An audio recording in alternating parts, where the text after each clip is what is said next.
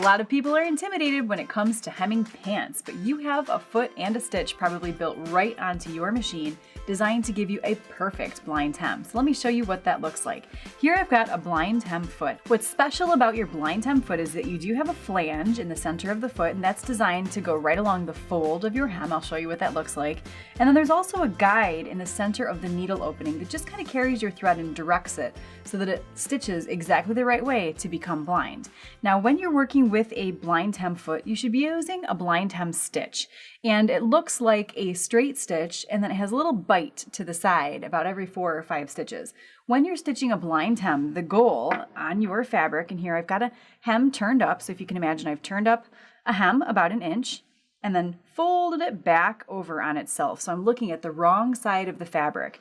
And your blind hem should stitch a few straight stitches right outside of the fold, and then it's just gonna bite right into the fold. So straight stitches and then a little bite.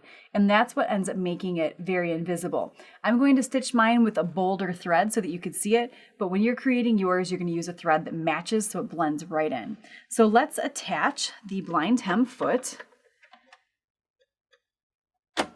And I've already selected stitch number 11, which on this machine happens to be the blind hem stitch for woven fabrics.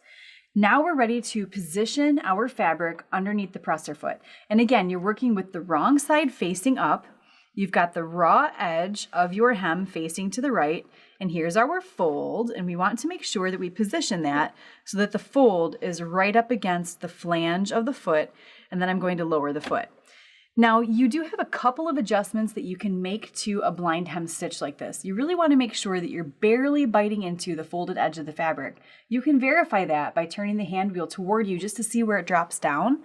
And then, if it's biting pretty far, you could adjust the position of your needle, and you'll see the needle position move each time that you make an adjustment. I've gone one too far to the right. There we go. I think that's just right.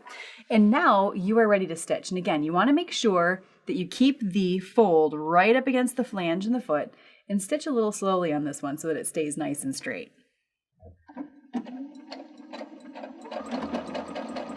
You can see as it's stitching, it takes a few straight stitches and then takes a little bite to the left.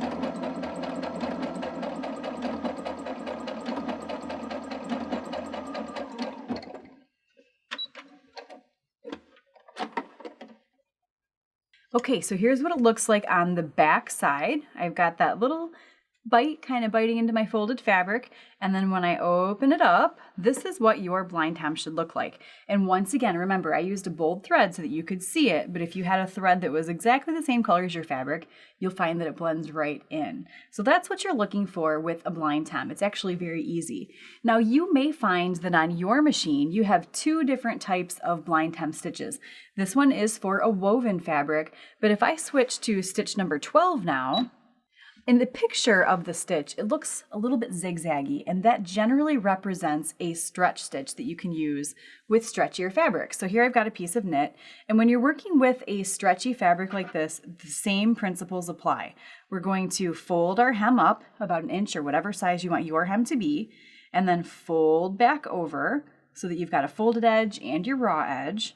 And now I'm going to place that under the foot in exactly the same manner so that my fold is right up against the flange of the foot.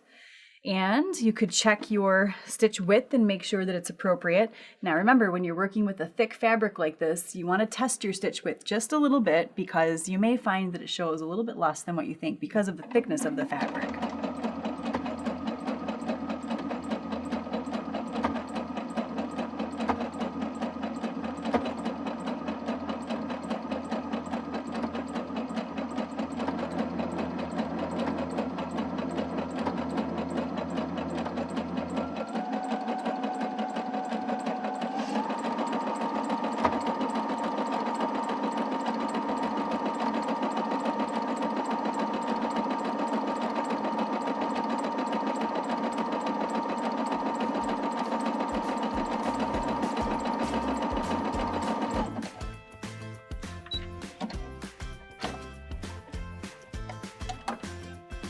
So here we have the back side of our hem. We're gonna flip this over, and I've got blue thread on blue fabric and it's completely invisible.